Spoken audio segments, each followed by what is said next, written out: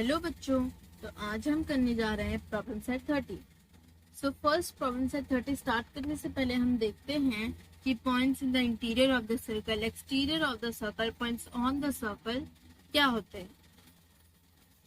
तो देखो जो यहाँ पे हमें वो सर्कल दिया है, अब इस सर्कल के अंदर जो पॉइंट्स हैं, point P, point Q, point T, point R, इन्हें कहा जाता है points interior of the circle. इन्हें इंटीरियर पॉइंट कहा जाता है जो सर्कल के अंदर होते हैं। और जो ये जो हमें सर्कल दिया है, सर्कल पे टच रहते हैं जो पॉइंट्स, उन्हें कहा जाता है points on the circle, points on the circle. और जो पॉइंट्स सर्कल के बाहर रहते हैं, टच भी नहीं रहते हैं, उन्हें कहा जाता है points exterior of the circle. ये एक्सटीरियर पॉइंट्स होते हैं। जो अंदर रहते हैं वो इंटीरियर पॉइंट्स होते हैं, और जो सर्कल पे टच रहते हैं वो पॉइंट्स ऑन द सर्कल होते हैं, यानी कि सर्कल के ऊपर है। सो अब हम प्रॉब्लम सेट 30 स्टार्ट करते हैं। तो फर्स्ट हमें दिया है, in the table below right the name of the points in the interior exterior of the circle and those on the circle.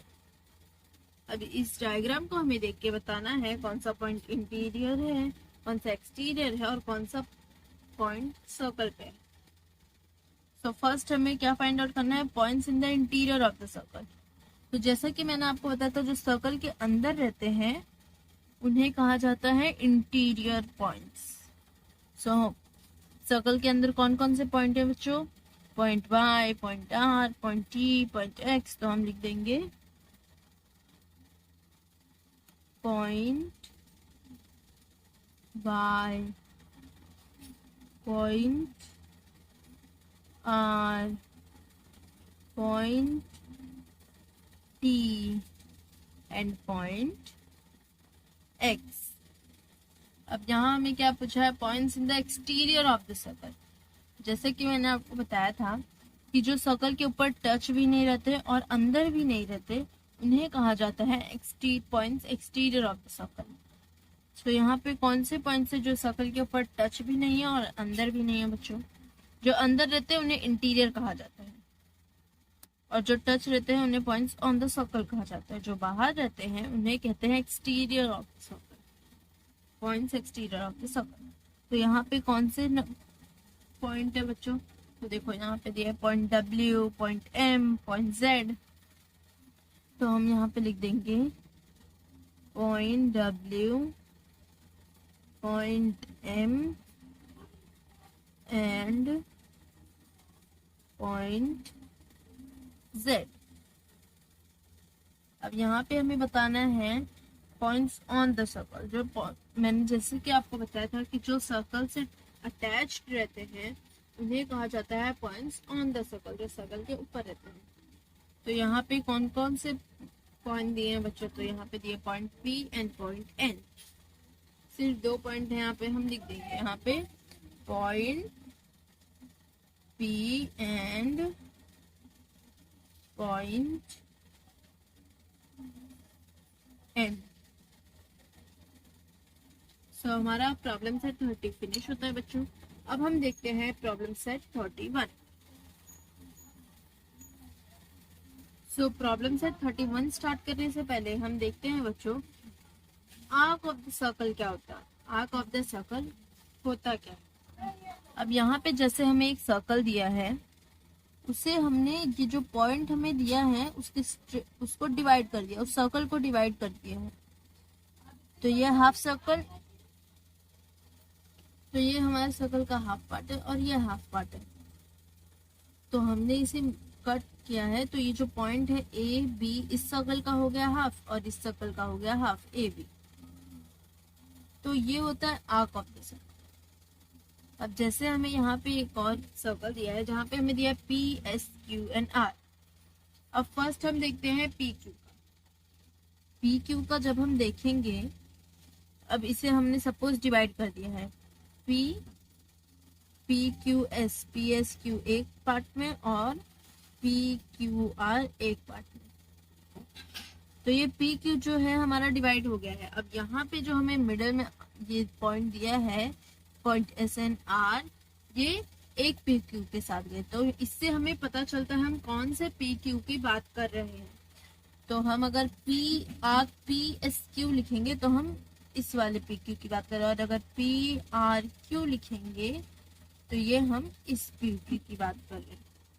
इससे हमें मालूम चलता है, इसे कहते हैं आर्क ऑफ द सर्कल। तो इसका फर्स्ट आर्क क्या हुआ, पी एस क्यू, और second P R Q.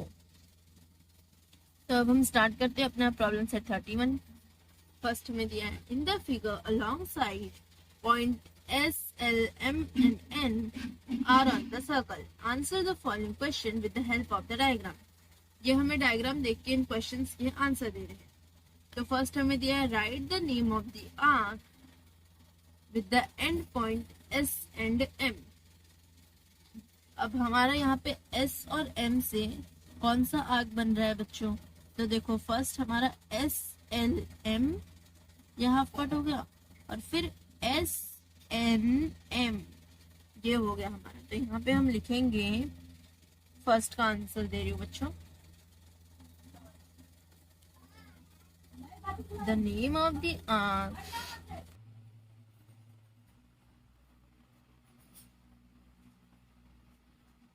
of the arcs with end point S and M is arc। First हमने कौन सा देखा, SLM, तो हम लिखेंगे आर्क SLM। और सेकंड हमने क्या देखा है, SNM, तो हम लिखेंगे एंड आर्क SMN।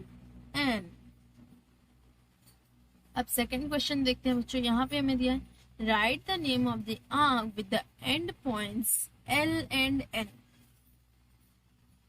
अब फर्स्ट हमें SM का फाइंड आउट करना था, अब हमें L और N का फाइंड आउट करना है। तो हम अगर LN को भी डिवाइड कर देंगे बच्चों, तो हमारे पास फर्स्ट कितना पार्ट आ जाएगा, LMN, और सेकंड LSN। तो हम यहाँ पे लिख देंगे, the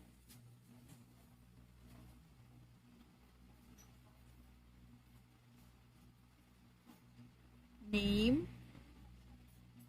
of the arcs with end points L and N are arc।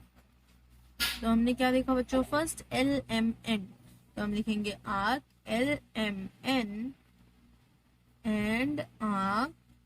Second क्या देखा हमने, LSN, तो हम लिख देंगे एंड आर्क LSN। अब सेकंड क्वेश्चन देखते हैं बच्चों, right the name of the arcs that point A B C D in the given circle gave rise to। अब इसमें हमें एंड पॉइंट दिया गया था, इससे हमें फाइंड आउट करना था। अब इसमें हमें एंड पॉइंट्स भी लिखना है और उसके आर्क भी फाइंड आउट करना है। तो फर्स्ट हम लेते हैं A and C। A and C को अगर हम डिवाइड कर देंगे तो हमारा आ जाएगा ABC और ADC। तो हम लिखेंगे the arc with and points A and C are arc। तो फर्स्ट हम क्या देखें, ABC, ABC, और सेकंड हमने क्या देखा, ADC, तो हम लिखेंगे एंड आर्क ADC। ऐसे इसका हमें एक और बनाना है। फर्स्ट हमने AC का लिया, अब हम BD का लेंगे। तो हम BD का लेते हैं बच्चों।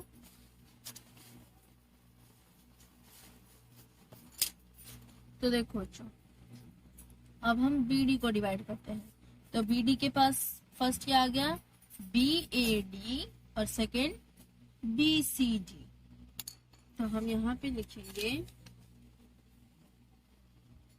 The arc with end points B and D are arc, first हमने क्या देखा बच्चों, BAD, और सेकंड क्या देखा हमने, एंड आर्क BCD। तो हम लिख देंगे एंड आर्क BCD।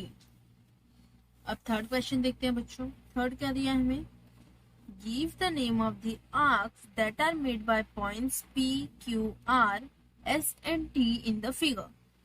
अब जैसे हमने यहाँ पे खुद से हमने बनाया था, इसमें भी हमें खुद से ही डालना है।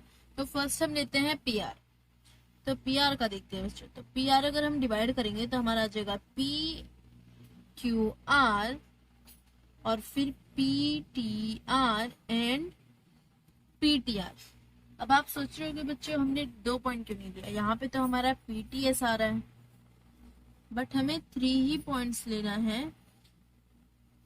और फिर हमने S भी ले सकते थे, तो हम ऐसा लिख सकते हैं बच्चों, PQR, PTR and PSR। Okay बच्चों, तो हम लिखेंगे क्वेश्चन थर्ड का first, the arc of the first हम P एंड R ले रहे हैं, तो हम लिखेंगे P and R or arc PQR, PQR, PTR, sorry arc PTR and arc PSR। फिर इसमें हमारा सेकंड भी मिलेगा बच्चों। अब हमने फर्स्ट PR का देखा, अब हम देखते हैं TS,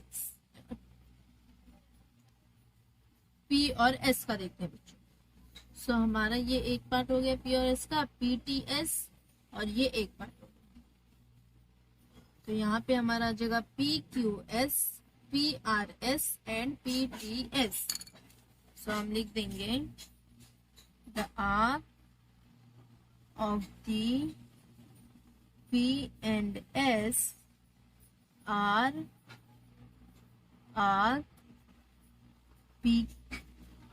PQS arc PRS and arc PTS। अब हम देखते हैं बच्चों T एंड R का देखते हैं। सो अब हमने फर्स्ट PR लिया, PS लिया, अब हम T एंड R लेते हैं। तो T एंड R का देखो बच्चों, TSR और TQR and TQR, TPR and TQR। यहाँ पे लिखेंगे third, the arc of the T and R arc TPR arc TQR and arc TSR, TS and R। फिर अब हम देखते हैं बच्चों QT का देखते हैं बच्चों। अभी हमने QR का देखा था, अब हम QT का देखते हैं, या फिर QS।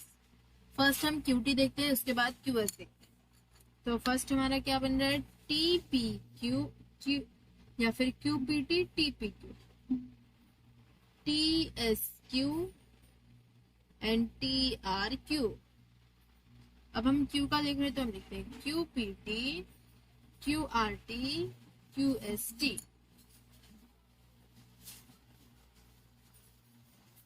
तो हम लिखेंगे the arc of the Q and T are arc QTS, arc QPT, and arc QST, sorry, QRT। अब हम S and Q का देखते हैं बच्चों। तो हम लिखेंगे the arc of the S and Q are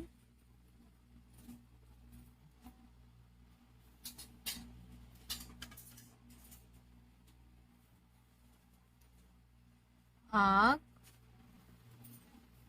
first हम क्या लिखते हैं, SPQ,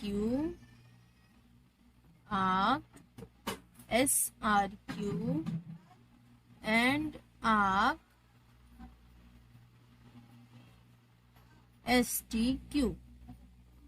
अब हम फोर्थ क्वेश्चन देखते हैं बच्चों।